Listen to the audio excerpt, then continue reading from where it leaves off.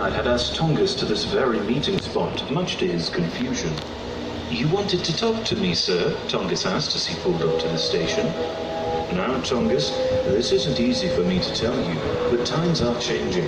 It's hardly efficient to keep aged, broken-down locomotives like yourself from the previous century maintained. Tongas appeared distraught. Have I not been doing a good job, sir? He asked. The obese controller pondered for a moment before answering.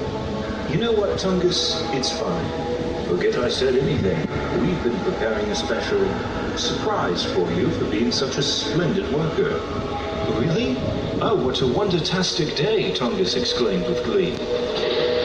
Tongas followed the obese controller to where his special surprise had been prepared. Sir, I hate to pry, but this looks more like a giant mass of ravenous living tissue than a special surprise! Tongas screamed as his front wheels were dangled over the edge of the flesh pit.